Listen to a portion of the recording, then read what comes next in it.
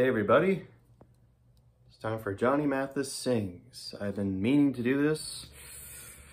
Perhaps I probably had said that many times here on my channel that I was going to do more commentary videos on Johnny Mathis. I just got finished with Nick Drake, so I'm absolutely set to go. I'm set.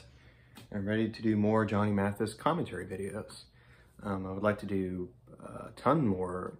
Even so, maybe I can cover pretty much all his Mercury albums, doing these kind of, commentary and kind of discussing about, some of the tracks and whatever, blah, blah, blah. Johnny Mathis Sings, this was his last Mercury album. Later in that year of 67, when March the 10th of 67, when this album came out. Later in that year, he went back to Columbia Records, but during the time he was in Mercury, Columbia Records was still releasing some compilations and some albums by him still around that time. But he came back to do the album Up, Up and Away. And after that, he kind of continued to this day, still on Columbia Records. So, and he's like, I think just, I think coming up, right? Or I don't know when his birthday is. It's, he was born the same year as my grandmother, and he's probably 87, 88, something like that. I'm pretty sure. But I was always very touched with this back cover. I mean, it's just so great. I mean, just look at it. It looks like he's like in Florida or somewhere, but that is such a great shot of him. So, looking up a lot of information about the album, it's not a heck of a lot, but mostly this album was kind of pieced from different recordings, and was some of the songs were done during the other album before this album, So Nice, from whatever, the summer of 66 or whatever. And so he was there to record some stuff during that time, and then there was some stuff dating back to 65. The earliest from this album is a song called what's that? Tell the People, right? Wake the Town, Tell the People was actually one of the earliest recordings from that album, November of 63. So he does a lot of covers here. He does 3 film scores, 1 Broadway, 1 Lennon and McCartney, 1 track from Revolver, and a couple from Burt Bacharach, Hal David. I think there was a couple on there, I believe. I believe the opening track is a Burt Bacharach song. So yeah, this was released early March of 67. It didn't do that well, unfortunately. For a lot of those Mathis albums during whatever period, you know what I mean? He wasn't striking chart-wise. He wasn't really, I guess he wasn't. I mean, yeah, of course he was a big deal still. Of course, obviously he was, still magnificent as a crooner, but I don't think they weren't really, they were kind of promoting him that well. And, some of those albums that later on in the 60s and well into the 70s, of course, the chart is albums-wise on the chart, Billboard, whatever, LP 200, whatever, never really succeeded that well. It only went to 103 for 11 weeks, believe it or not. So that's not really that bad. But, yeah, I'm just going to read some of the liner notes on here. So this was pretty much produced by Mathis. Nothing was said about wasn't anything about, I'm trying to think, the conductors or anybody else. I'm pretty sure it might have been maybe Percy Faith, maybe, or Glenn Ozer. Those two are always the, the main kind of guys kind of backing Mathis, the orchestration and stuff, the orchestrals, But yeah, this is kind of a fun album. I think Mathis made commentary on, or he made some sort of comment on Lovers in New York. He said he likes that, the TV series Peter Gunn, so, so that was kind of a surpriser there.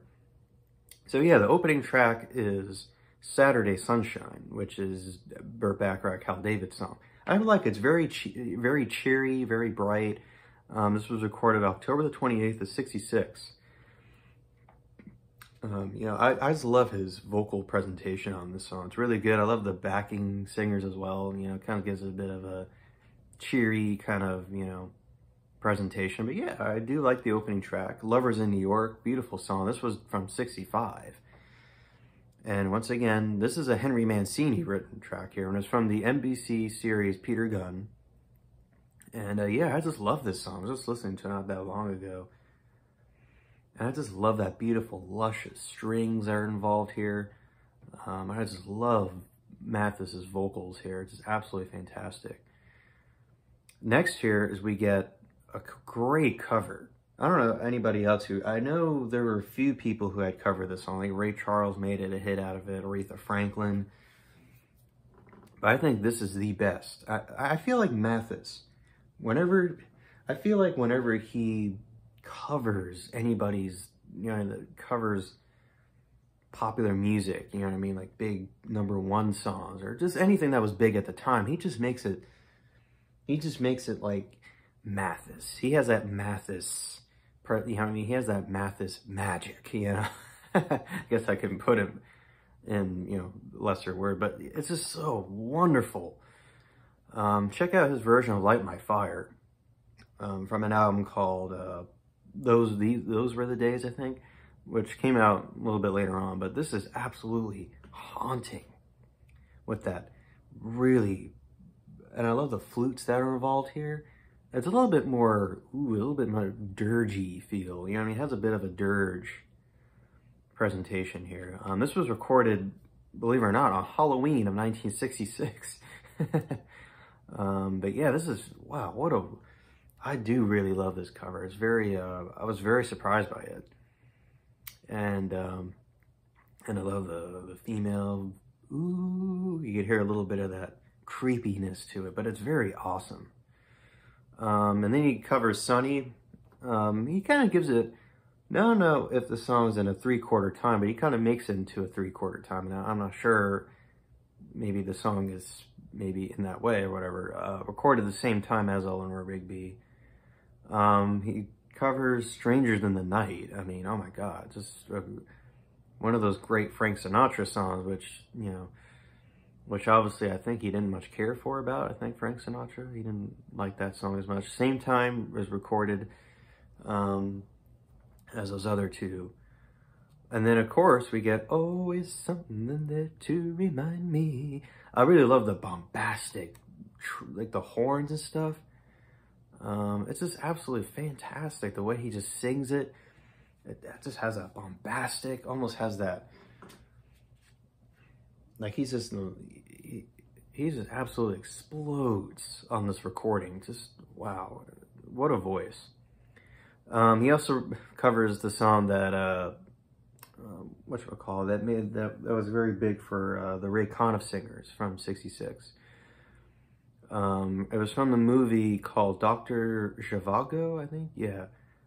P.F. Webster wrote it, and it was recorded at the same time as these other tracks. Somewhere, my love. He kind of gives it a different, slower.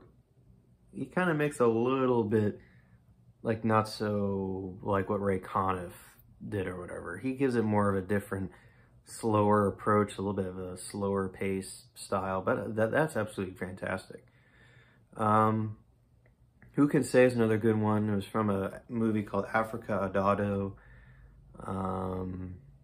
He also covers a song called The Second Time Around, not to be confused with Shalimar. It was from a film called High Time, and then the end of the album is Wake the Town and Tell the People. It's a pretty nice upbeat kind of song, you know. It definitely has a little bit of that early sound, a little bit, not so quite current at this time, you know. This was the earliest recording from this album, from November of '63. But I think that's all I can say about Johnny Mathis Sings. I do gotta say, I absolutely love the presentation here. And I always kind of highly, you know, give this album a very, you know, I have very high expectations for the album. You know, I just love that production. I love the variety, you know. Yeah, I don't know what more I can say, but I love Johnny Mathis Sings. And yeah, I'm going to continue more with these commentary videos. They're fun. You know, whatever. Okay, folks. Bye-bye.